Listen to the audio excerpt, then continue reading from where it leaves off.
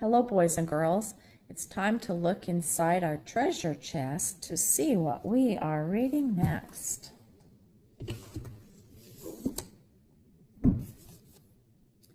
You Are Special by Max Lucado.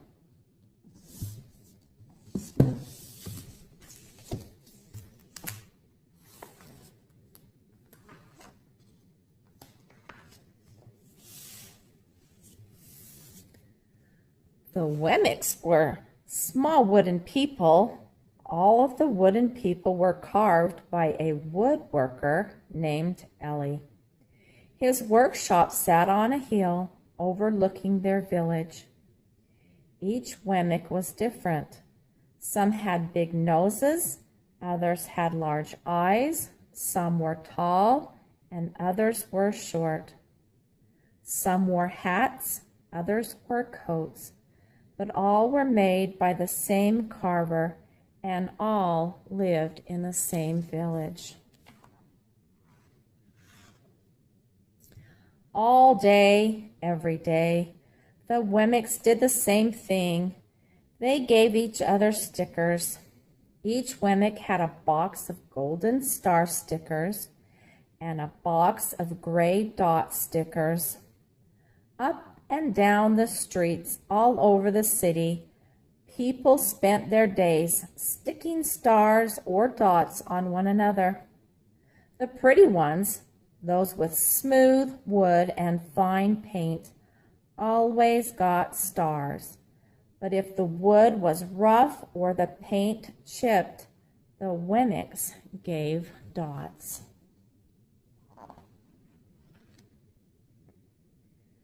The talented ones got stars too. Some could lift big sticks high above their heads or jump over tall boxes.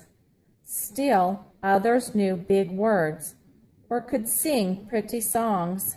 Everyone gave them stars. Some Wemmicks had stars all over them.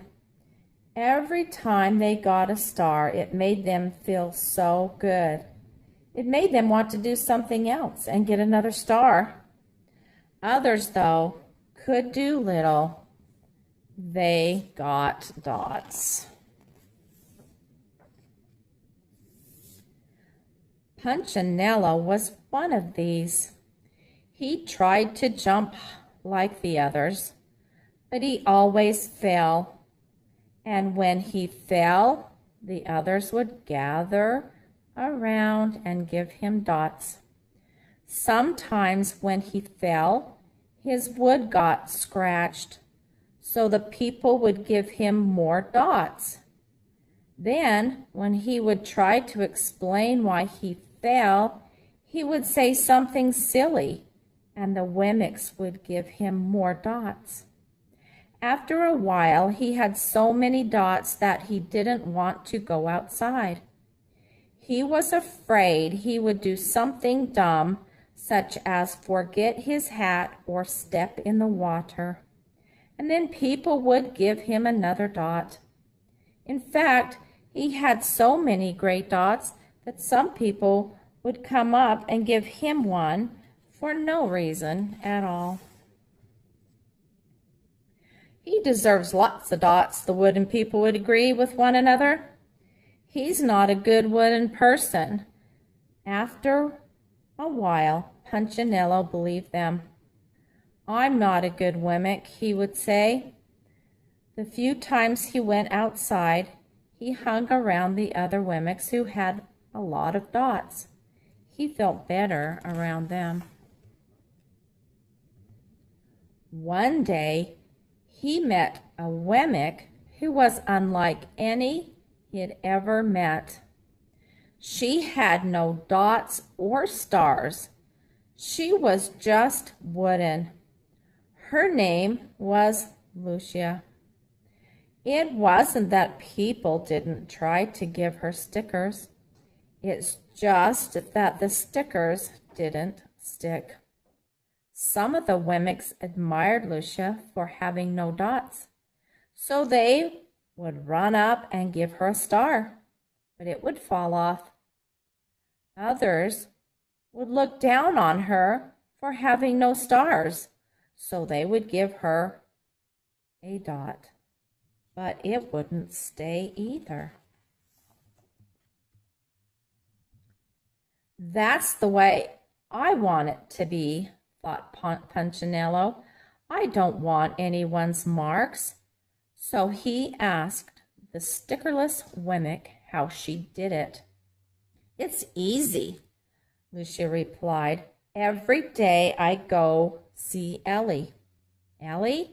Yes, Ellie, the woodcarver. I sit in the workshop with him. Why? Why don't you find out for yourself? Go up the hill, he's there. And with that, the Wemmick, who had no stickers, turned and skipped away. But will he want to see me? Punchinello cried out. Lucia didn't hear, so Punchinello went home.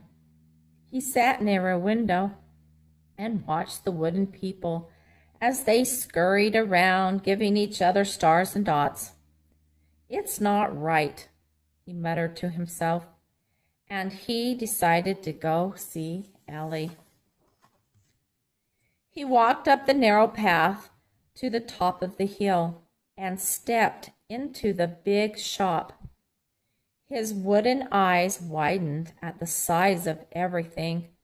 The stool was as tall as he was. He had to stretch on his tiptoes to see the top of the workbench. A hammer was as long as his arm. Punchinello swallowed hard. I'm not staying here, and he turned to leave. Then he heard his name. Punchinello? The voice was deep and strong.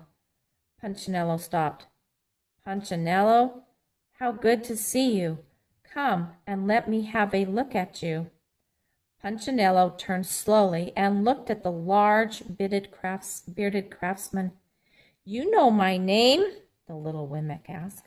Of course I do. I made you. Ellie stooped down and picked him up and set him on the bench. The maker spoke thoughtfully as he looked at the gray dots. Looks like you've been given some bad marks. I didn't mean to, Ellie. I really tried hard. Oh, you don't have to defend yourself to me, child. I don't care what the other Wemmicks think. You don't? No, you shouldn't either. Who are they to give stars or dots? They're Wemmicks just like you.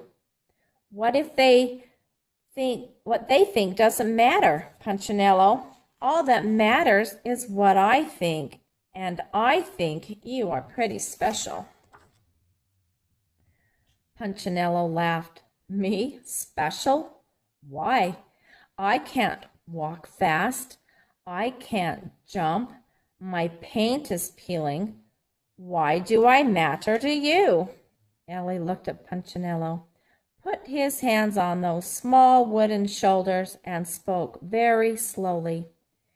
Because you're mine. That's why you matter to me.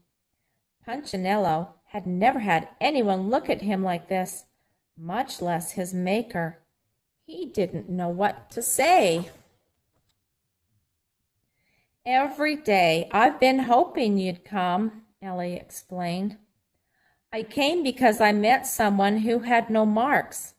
Said Punchinello. I know, she told me about you. Why don't the stickers stay on her?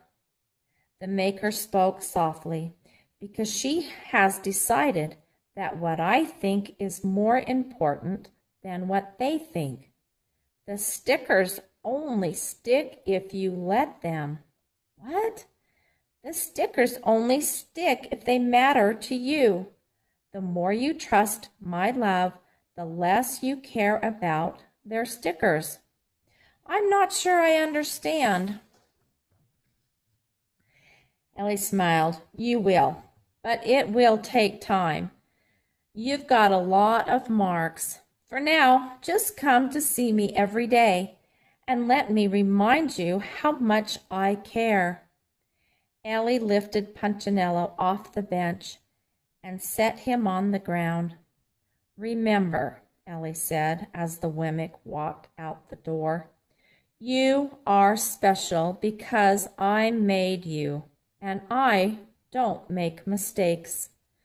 Punchinello didn't stop, but in his heart he thought, "I think he really means it." And when he did, a dot fell to the ground.